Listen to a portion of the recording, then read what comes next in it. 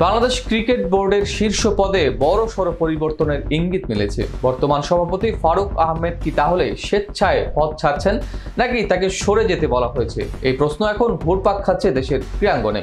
বিশ্বস্ত সূত্রের বরাত দিয়ে দেশের একটি গণমাধ্যম বলছে, বুধবার রাতে যুব ও ক্রীড়া উপদেষ্টা আসিফ মাহমুদ সজীব ভুঁইয়ার ধানমন্ডির বাসায় সাক্ষাৎ করেছেন বিসিবি সভাপতি ফারুক আহমেদ। বিস্তারিত জানাবো ডেস্ক রিপোর্ট থেকে। ওই বৈঠকে ক্রীড়া উপদেষ্টা নাকি তাকে জানিয়ে দেন বিসিবির নেতৃত্বে পরিবর্তন আনতে চায় সরকার পক্ষ। তবে কেন এই সিদ্ধান্ত, সে ব্যাপারে কোনো সুস্পষ্ট ব্যাখ্যা নাকি দেয়া হয়নি ফারুককে। সংবাদ মাধ্যমকে দেয়া এক সংক্ষিপ্ত প্রতিক্রিয়ায় তিনি বৈঠকের বিষয়টি নিশ্চিত করলেও আলোচনার বিস্তারিত জানাতে রাজি হননি।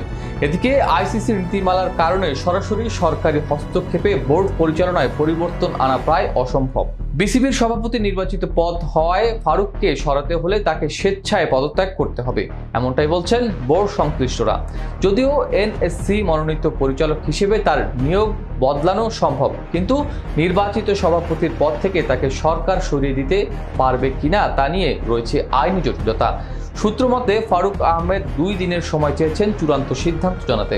তিনি যদি স্বেচ্ছায় সরে দাঁড়ান তাহলে আইসিসির নিয়ম ভঙ্গের কোনো প্রশ্ন উঠবে না। পদত্যাগের সিদ্ধান্ত নিলে তা খুব দ্রুত কার্যকর হবে বলেও ধারণা করা হচ্ছে। ক্রিকেট পাড়ায় জোর গুঞ্জন সাময়িকভাবে বিসিবির সভাপতির দায়িত্ব পেতে পারেন জাতীয় দলের সাবেক অধিনায়ক আমিনুল ইসলাম বুলবুল। আগামী মাসে তার আইসিসি সংক্রান্ত দায়িত্বের মেয়াদ শেষ হচ্ছে, ফলে তাকে নিয়েই ভাবনা শুরু করেছে সরকার।